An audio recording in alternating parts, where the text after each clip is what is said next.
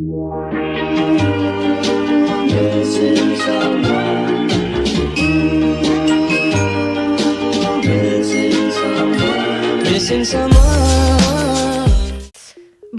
je m'appelle Fanny, j'ai 17 ans, je vais à l'école à l'Athénée Royal Vauban.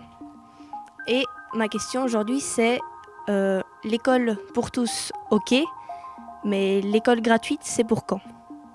Bonjour Fanny, c'est une question très intéressante et justement on vient d'avoir un écolab avec Écolo à Ath sur l'école, donc c'est une des questions qui est venue dans les débats. Au niveau de la gratuité de l'école, c'est vrai qu'on prône ça depuis des années, depuis que l'enseignement existe, en tout cas pour le fondamental. Et puis c'est vrai que plus on évolue, plus on avance dans les années et plus c'est cher. On a des systèmes qui existent par rapport au Minerval, des réductions, etc.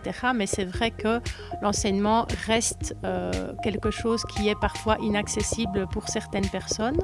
Donc je pense que ton idée est très bonne et est partagée, à mon avis, par l'ensemble des partis démocratiques. Maintenant, ce n'est pas évident à mettre en place, mais de l'argent, il y en a. C'est une question de gestion budgétaire, de financer plutôt certains projets que d'autres.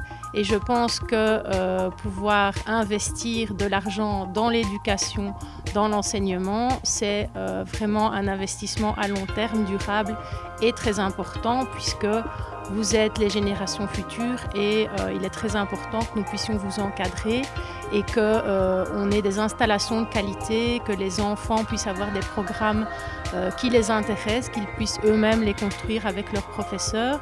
Et donc, c'est vraiment une réflexion globale que l'on a au niveau d'Écolo et qu'on veut partager et qu'on veut mettre en place. Et la gratuité fait partie de ces mesures-là. Bonjour, je m'appelle Esperanza, j'ai 17 ans et je suis étudiante. Si vous étiez citoyen, vous auriez voté pour qui ?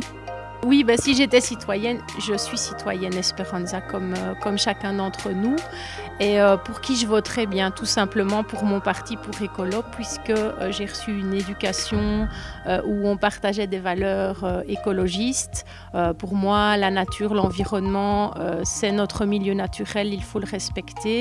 Il y a plein d'autres priorités, mais tout passe par là. Pour moi, c'est un tout.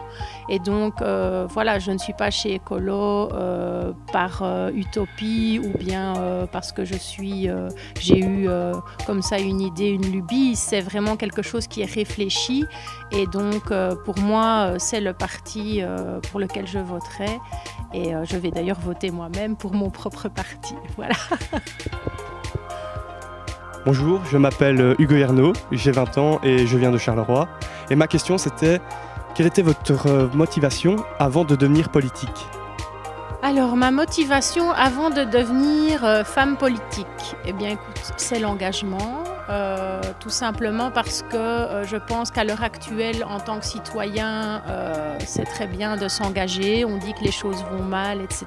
Donc, plutôt que de tirer un constat négatif et de s'en tenir là, je trouve que c'est important qu'on puisse s'investir chacun à son niveau, que ce soit dans une association, être bénévole, ou bien ici, moi j'ai fait le choix de la politique, puisque j'ai toujours voté écolo et je partage les valeurs écologistes et je trouvais ça important de rejoindre un parti, de porter ses valeurs et d'essayer de convaincre un maximum de personnes puisque on le constate tous les jours, le monde va mal, on pollue, etc.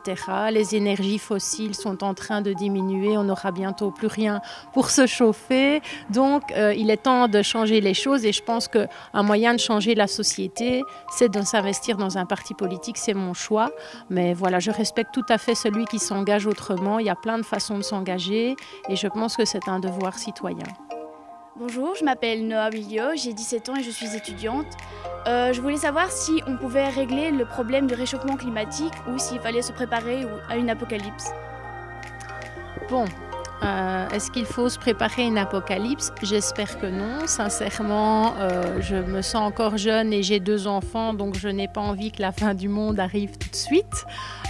Et je pense que mon parti met des choses en place pour que nous n'en arrivions pas là.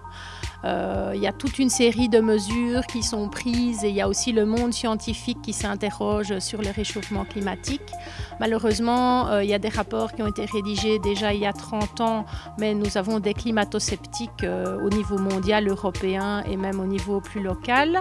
Un bel exemple, c'est Monsieur Trump. Donc lui, il trouve que c'est de la foutaise le réchauffement climatique et il est prêt à revenir sur des mesures qui ont été prises par les gouvernements précédents de son pays.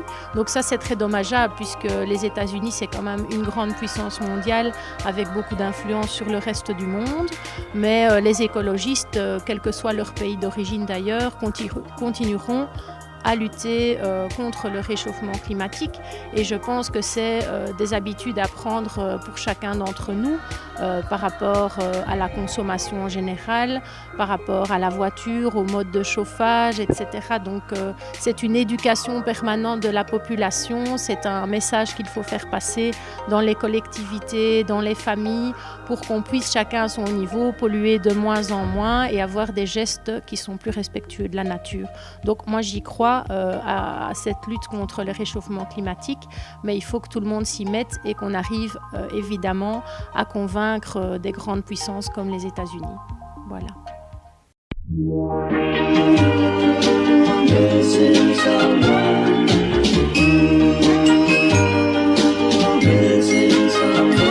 Missing someone